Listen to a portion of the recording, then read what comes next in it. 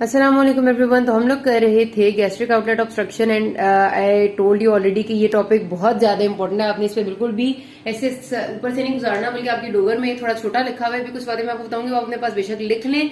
They are very very important and asked in your SCQs as well as in MCQs and viva. ठीक है, तो आपने उनको बिल्कुल भी मिस नहीं कराना। अच्छा, गैस्ट्रिक आउटलेट ऑब्स्ट्रक्शन का इंट्रोडक्शन तो हो गया था। अब हमारे पास ना पेशेंट आपको किन फीचर्स के साथ प्रेजेंट करता है, तो हमने बात करी थी कि इसके कॉजेज हो सकते हैं। Most common causes peptic ulcer disease and gastric carcinoma. ठीक है, ये आपके मोस्ट कॉमन कॉज हैं। अच्छा, पेप्टिक अल्सर डिजीज की हीलिंग के बाद जो फाइब्रोसिस होता है वो पेशेंट के जो फीचर्स होंगे ना, आप देखें कि हमारे पास जो गैस्ट्रिक आउटलेट है वो बंद है। हमने कहा ये वाली जगह जो बंद होगी है, तो जाहिर सी बात है खाना आएगा और स्टमक में ही रहेगा, तो स्टमक डायलेट होता जाएगा। जब जरूरत से ज्यादा स्टमक की एबिलिटी से ज्यादा या फिर स्टमक में ऐसे इरिटेशन होगी, जाहिर है खाना इधर ही रह रहा है और आगे नहीं जा रहा, तो पेशेंट को वॉमिटिंग आएगी। और वॉमिटिंग भी जब आपको पता है कि चीज एक आगे बहुत ज्यादा बोझ पड़ जाता है ना, तो फिर हमें वॉमिटिंग करने के लिए भी जोर लगाने की जरूरत नहीं होती। वॉमिटिंग खुद ब खुद इंड्यूस होकर जाती है, तो उसको हम कहते हैं कि एफर्टलेस वॉमिटिंग है। एक होती है आपको वॉमिटिंग जो कि आपको जिसपे जोर लगाना पड़ता है पेशेंट को कि ये चीजें बाहर आ जाए, क्योंकि उसका दिल बहुत ऐसा लग रहा होता है उसे कि नौजिया फील हो रहा है। लेकिन कभी कभार ऐसा होता है कि पेशेंट का जब इतना ज्यादा अंदर फोर्स जनरेट हो जाता है ना, खाना आता जा रहा है फोर्स जनरेट हो गया, तो फिर पेशेंट की वॉमिटिंग खुद ब खुद निकलती है। उसको हम कहते हैं एफर्टलेस प्रोजेक्टाइल वॉमिटिंग, जोर से निकलना एक प्रोजेक्टाइल की तरह यहां से वहां तक जाके गिरना। ठीक है, तो पेशेंट आपके पास प्रेजेंट करेगा कि मुझे बहुत ज्यादा मैं खाता हूं ना, जब उसके 1-2 घंटे बाद मुझे बहुत ज्यादा उल्टी आती है और बहुत जोर से आती है। ठीक है, और फिर आप उससे पूछेंगे कि उसकी वॉमिटिंग का कलर क्या है, तो वो कहेगा जो कुछ खाता हूँ वो सब कुछ निकल आता है बाहर। ठीक है, तो ये बात बड़ी इंपॉर्टेंट है, क्योंकि अगर आपकी वॉमिटिंग नीचे से आ रही होती है ना, तो वो बिलस होती है। बिलस वॉमिटिंग का मतलब है कि बाइल उसमें शामिल है, तो बाइल शामिल होगी तो वॉमिटिंग के कलर में ग्रीनिश टिंज आ जाता है। यहाँ पर बाइल का कोई ताल्लुक ही नहीं है, क्योंकि खाना आगे तो गया ही नहीं है, तो उसको हम कहते हैं कि नॉन बिलस वॉमिटिंग है, एफर्टलेस है, प्रोजेक्टाइल है, क्योंकि फोर्स बहुत ज्यादा है। और क्या चीज है वॉमिटिंग में, बहुत ज्यादा खाना पीना ही है, undigested. End of course it is associated with smell. Smell इस वजह से है क्योंकि खाना जो अनडाइजेस्टेड पड़ा हुआ एसिड के साथ मिक्स हो रहा है और बाहर आ रहा है। अब आपको यहाँ पर डिफ्रेंशिएट करना होता है कि क्या पेशेंट को अब ये एक तरह का डिस्फेजिया है ना, कि वो खाता है और खाने के कितनी देर बाद वॉमिटिंग बाहर आ रही है। ठीक है, अब ये बातें ना आपकी क्लिनिकली बड़ी इंपॉर्टेंट है। आपने वॉमिटिंग पूछ ली कि आपको जोर लगाना पड़ता है खुद ब खुद आती है, उसका रंगत कैसी महसूस होती है आपको, स्मेल है या नहीं, कितनी ज्यादा आती है, एंड नेक्स्ट इस खाने की कितनी देर बाद आती है। ये वाली जो होगी ना हमेशा गैस्ट्रिक आउटलेट ऑब्स्ट्रक्शन की वॉमिटिंग, ये खाने के 1 से 2 घंटों के बाद आएगी।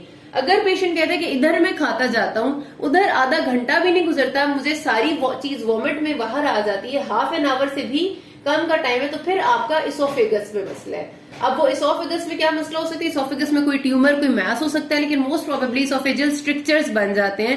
मतलब ये कि इसोफेगस भी नैरो हो जाता है और उसके डिस्फेजिया में पेशेंट को वॉमिटिंग जो है वो फौरन आती है। तो आपका डिफरेंशिएट यहाँ पर ही आप कर सकते हैं उसकी सिर्फ हिस्ट्री से, कि अगर उसको खाने के फौरन ही बाद, फौरन का लफ्ज तो वो इस्तेमाल करेगा, आपने उससे पूछना है कि कितने देर बाद। तो अगर आधे घंटे से भी कम टाइम लग रहा है या फिर 15 मिनट लग रहे हैं, वो फौरन बाहर आ रहा है और उसमें स्मेल कितनी है, इसोफेगस की वॉमिटिंग में स्मेल नहीं होगी, क्योंकि वो भी खाना गया ही नहीं था, तो अंदर स्टमक तक गया ही नहीं था, बाहर फौरन आ गया, तो it will be non smelly.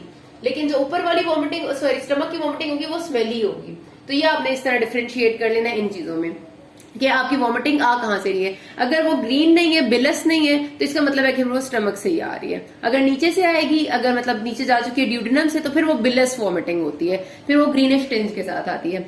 तो ये आपके पेशेंट के फीचर्स हो गए क्लिनिकल, कि वो किस तरह से प्रेजेंट करेगा।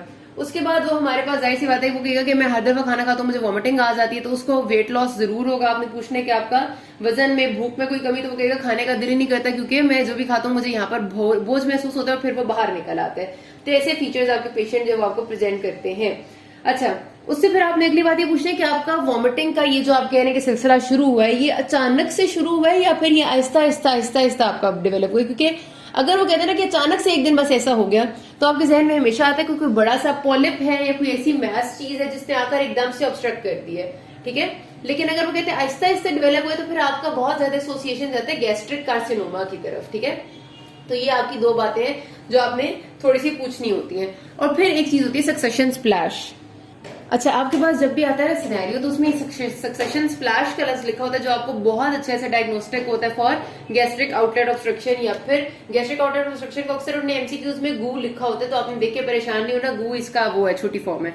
अच्छा, सक्सेशन स्प्लैश ये होता है कि आप खुद अगर आपने थोड़ी देर कुछ नहीं खाया, सपोज आपने 1-2-3 घंटे तक कुछ नहीं खाया और आप क्या करते हैं कि आप 2 ग्लास भर के पानी के पीते हैं और फौरन बाद आप क्या करें कि आप खुद बेशक मतलब अपने किसी पेशेंट को या घर में किसी बंदे को 2 ग्लास पानी के पिलाएं जब उसने 2-3 घंटे कुछ नहीं खाया हुआ, ठीक है। 2 ग्लास भर के पानी के उसको पिलाएं और उसको लिटाएं।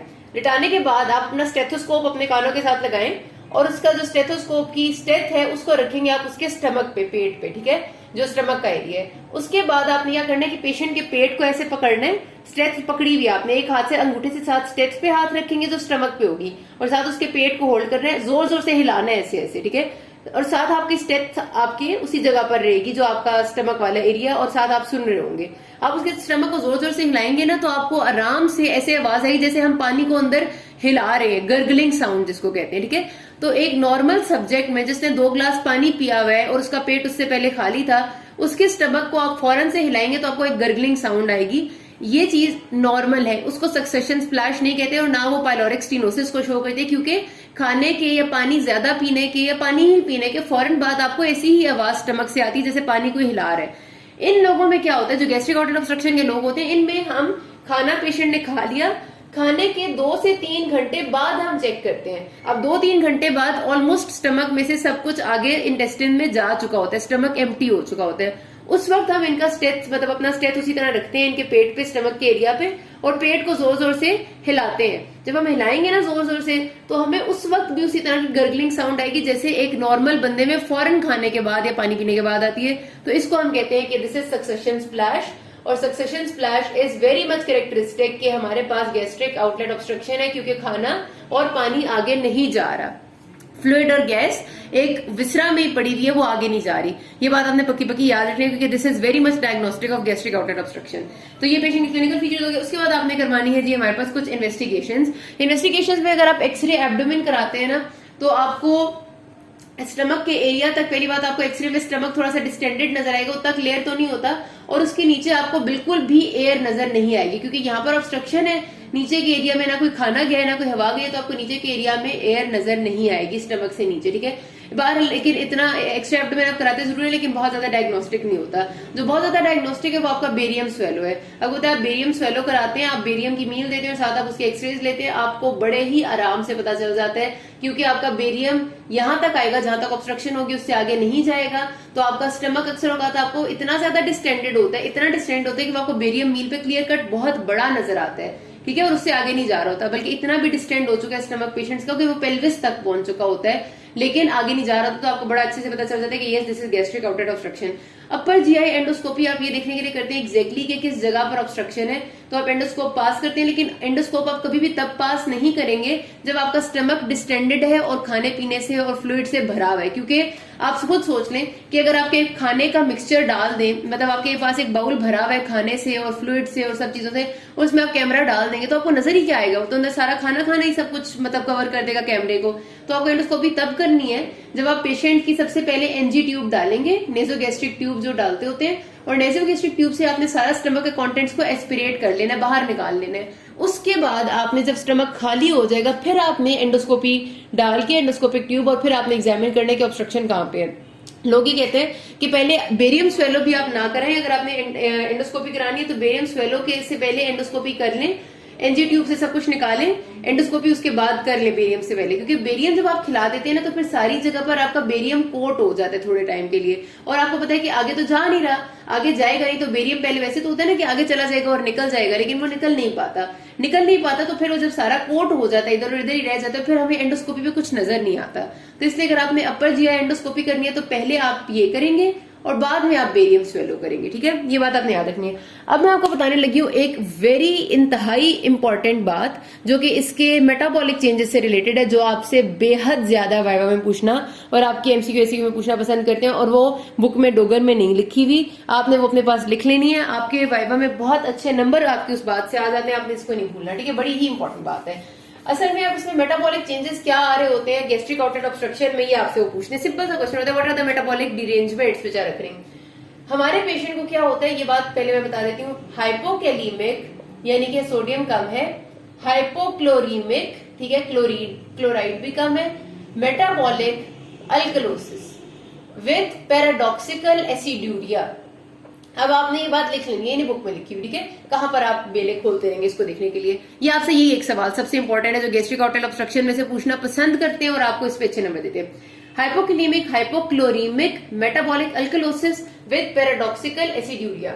अब मैंने कहा है कि हमारा पोटेशियम भी कम है, सोडियम भी कम है, अल्कलोसिस का मतलब ये है कि एसिड भी कम है और उसके साथ साथ हमें यूरिन में एसिड सिक्रीट भी हो रहा है। अब कहानी क्या होती है?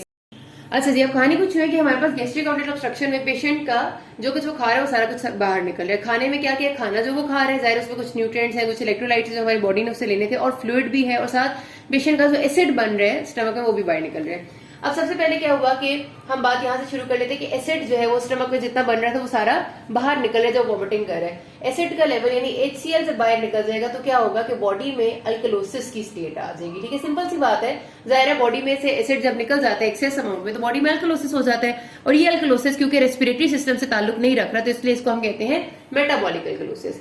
तो पहली बात तो ये होगी।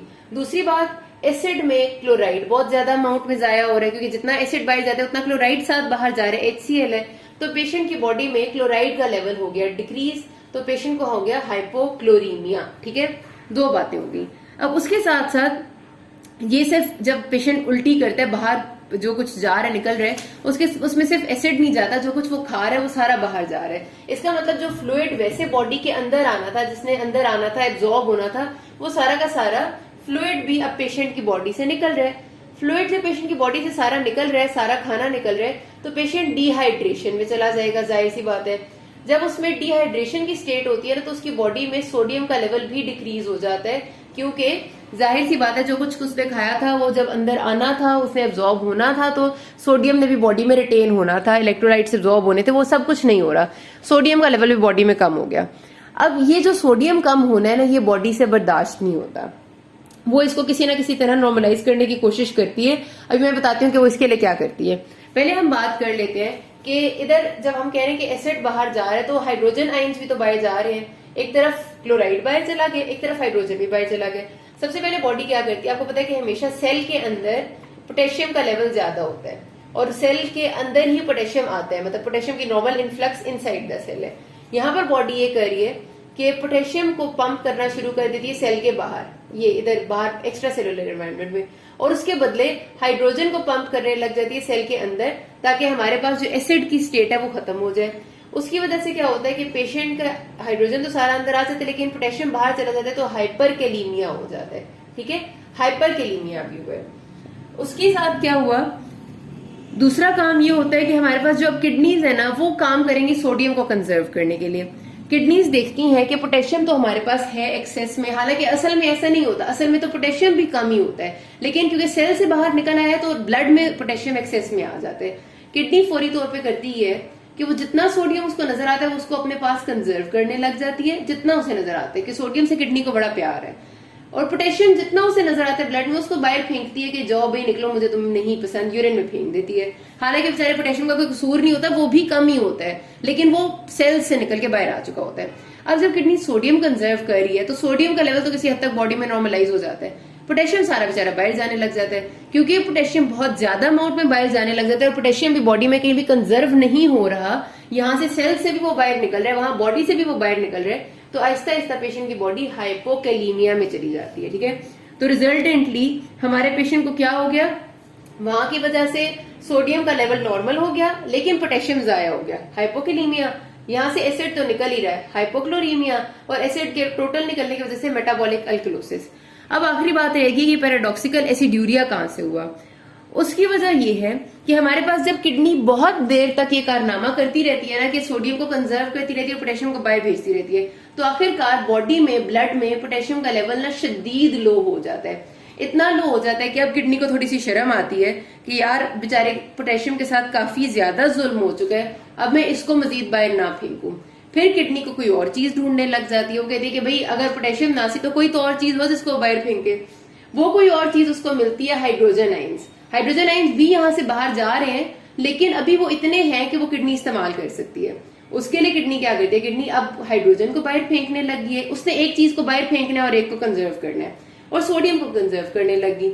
अब जाहिर सी बात है कि इधर से उल्टी हो रही थी तो हाइड्रोजन बाहर जा रहा था, इधर से किडनी भी हाइड्रोजन को बाहर फेंकने लग गई है, और वो बाहर किस तरह फेंकती है, वो तो जाहिर है यूरिन में फेंकती है बाहर। तो हम पेशेंट के यूरिन को एग्जामिन करते हैं ना, तो उसमें एसिड आते हैं, मतलब हाइड्रोजन आयन आने का मतलब है एसिड का आना।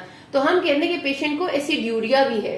अब इसमें हमें बड़ी परेशानी होती है शुरू में, मतलब हमें नहीं पता था, तो हमें ऐसा लगता था कि एक तरफ हम कह रहे हैं कि पेशेंट को उल्टियां हो रही है और उसमें एसिड का लेवल कम हो गया, हाइड्रोजन कम हो गया, दूसरी तरफ वो यूरिन में भी एसिड सिक्रीट कर रही है बॉडी। तो ये इस वजह से होता है क्योंकि पोटेशियम बहुत कम हो जाता है और उसको पोटेशियम मिलता नहीं है बाहर फेंकने के लिए, तो वो हाइड्रोजन आयन को बाहर फेंकने लगी है। इसीलिए इसको हम कहते हैं कि बॉडी में एसिड का लेवल कम होने के बावजूद एसिड एक्सक्रीट होना, उसको हम कहते हैं पैराडॉक्सिकल एसिड्यूरिया। ठीक है, तो ये आपकी सारी कहानी है जो चल रही होती है, और मेटाबॉलिक डिरेंजमेंट इस तरह से होती है, इसको बिल्कुल भी नहीं भूलना, पक्का याद रखना है। और इसमें से आपका सवाल आता होता है। अच्छा, फिर हमने पेशेंट को ट्रीट कैसे करना है, जल्दी से कर लेते हैं कि हमें उसको सबसे पहले तो देना होता है कि नेजो एनजी एस्पिरेशन एक तरफ स्टार्ट करनी होती है। पेशेंट आपके पास आया, आपको पता चल गया उसको गैस्ट्रिक आउटलेट ऑब्स्ट्रक्शन, आपने फौरन एनजी ट्यूब पास करनी है और एस्पिरेट आउट करना है उसके सारे कंटेंट्स को। पहला काम तो एनजी होता है, ठीक है। और उसके साथ आपने पेशेंट को रिससिटेट करना है क्योंकि उसमें ये सब कुछ डेवलप हुआ है। अब आपसे पूछते हैं अगला सवाल कि आइडियल फ्लूइड कौन सा है जो पेशेंट को देना है। रिंगर्स लैक्टेट नहीं कहना क्योंकि उसमें सारी चीजें नॉर्मल अमाउंट में है। हमारे पेशेंट को ज्यादा क्लोराइड और ज्यादा पोटेशियम चाहिए, तो हमने क्या देना है उसको, नॉर्मल सेलाइन देना है NaCl विद एडेड KCl। ठीक है, तो आपका हमेशा जो फ्लूइड ऑफ चॉइस होता है ऐसे पेशेंट में वो है normal saline with added KCl, ताकि पेशेंट का पोटेशियम और क्लोराइड का जो लॉस है वो ठीक हो सके। और उसके साथ हम फिर पेशेंट को देते हैं जो भी उसकी डेफिनेटिव ट्रीटमेंट है। अगर वो कोई ऐसा पेशेंट है जिसको पाइलोरिक स्टेनोसिस है, तो हो सकता है कि हमें गैस्ट्रोजेजुनोस्टमी करनी पड़े, यानी हमें गैस्ट्रिक कंटेंट्स को काट के डायरेक्ट जेजुनम से जोड़ना पड़े। सर्जिकल ट्रीटमेंट की बात कर रही हूँ। कभी ऐसा होता है कि हमें पाइलोरोप्लास्टी करनी पड़ती है, यानी मैंने आपको बताया था कि पाइलोरस वाली जगह पे स्टमक में हम एक इंसिजन देते हैं और उस इंसिजन को देंगे इस डायरेक्शन में, लेकिन क्लोज इस डायरेक्शन में करेंगे ताकि वो खुल जाए। तो कोई भी surgical treatment according to the cause हमने देनी होती है आफ्टर रिससिटेटिंग द पेशेंट। कहानी खत्म करते हैं, किसी कोई मसला हुई के नाम में। Thank you.